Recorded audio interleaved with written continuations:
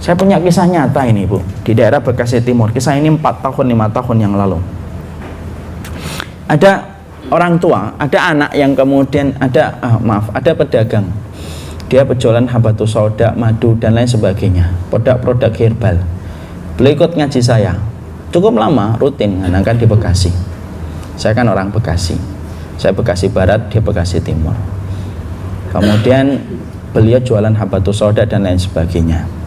Kemudian ada salah satu konsumen yang datang kepada beliau, pelanggan itu sebenarnya, kok sore itu namanya itu sedih gitu, nampak bebannya itu berat di wajah. Kan beban itu kan kadang-kadang tidak bisa ditutupin ya Bu.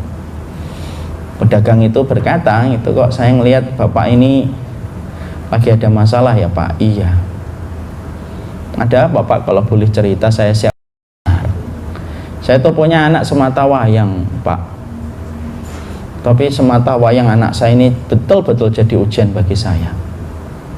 Apa sih Pak ujiannya Pak? Iya Pak, gimana nggak menjadi ujian bagi saya Pak? Anak saya kecanduan dengan game online.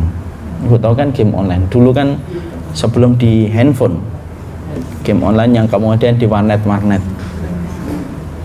ada Ragnarok dan lain sebagainya. Dan anak saya ketika sudah kecanduan itu, maka dia itu sering tertidur di warnet tersebut.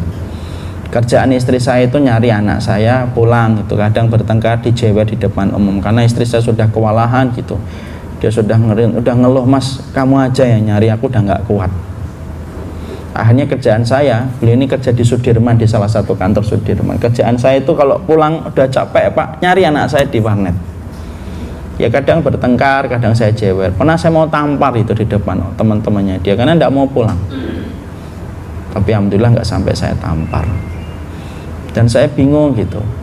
Kemudian pedagangnya ini, masya Allah Ibu, karena dia orang ngaji Ibu, refleks dia nanya, masih punya orang tua nggak Pak?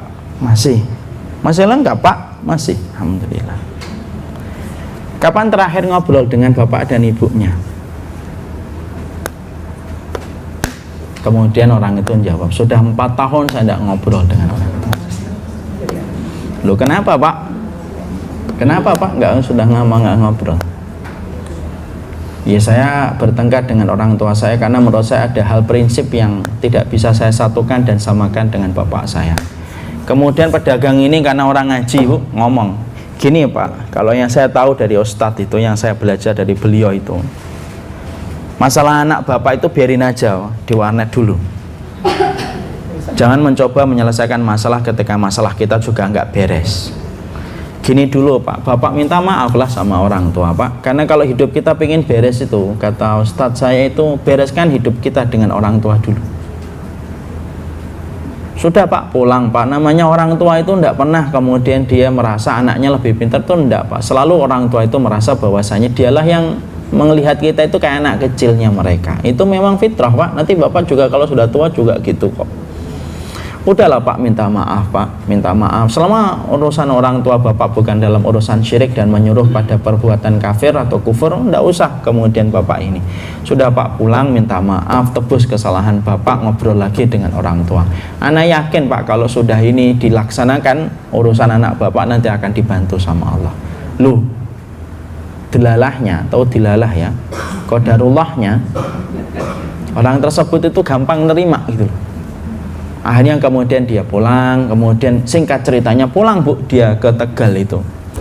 Dia nebus dirinya, kemudian memperbaiki, dia cium itu kemudian tangan bapaknya, minta maaf selama sepekan dia cuti itu hanya untuk memperbaiki bagaimana muamalah dia dengan orang tua. Sama istrinya pulang, anaknya ditinggalin kunci doang karena masih sekolah. Maka kemudian setelah itu balik ke Jakarta, balik ke Bekasi Timur itu, asalnya belum balik, anaknya nggak langsung balik, enggak, 1 bulan, enggak ada perubahan. Tapi dia fokus memperbaiki terus hubungan dia dengan orang tuanya. Kalau pulang kantor, telepon, gimana Pak, lagi butuh apa Ibu? Saya kirim dari Jakarta, butuh apa gitu.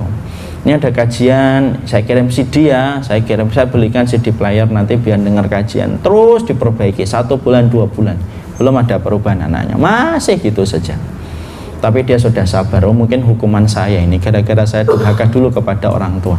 Jadi sebelum anak saya durhaka sama saya itu, saya sudah durhaka dulu sama orang tua. Kadang-kadang kan kita gitu ya Bu ya, sebelum anak kita durhaka itu sebenarnya kita sudah durhaka dulu sama Allah. Lalu kemudian akhirnya 3 bulan 4 bulan tiba-tiba qadarullah itu Allah yang membolak-balikan hati. Anaknya pulang jarang mulai keluar, sampai bapaknya itu mulai curiga, ini kok anak saya mulai jarang. Tetap keluar, kalau keluar sampai malam, tapi sudah mulai jarang. Ada beberapa hari yang kadang-kadang tidak keluar, sampai akhirnya dipancing-pancing sama bapaknya, kamu uangnya kurang nih, ini saya kasih nih, sono main lagi sana. Enggak Pak. Kenapa nggak main? Bosen. Coba. Kemudian ketika memintakan itu, kemudian akhirnya pelan-pelan diajak ke masjid, diajak dibangunkan pagi. Bapaknya coba ngobrol, bapaknya kemudian rela untuk dia kadang-kadang tidak kerja, kemudian supaya jalan sama anaknya pergi kemana sambil ngobrol gitu. Karena itulah kesempatan emas, sampai akhirnya ibu anaknya mau datang ke kajian, sudah mulai meninggalkan gamenya. Ketemu saya, pedagang itu bapak itu anaknya. Dan kalau kita ngelihat bagaimana beliaunya itu anaknya, mungkin nggak menduga kalau dulunya itu pecandu game yang luar biasa.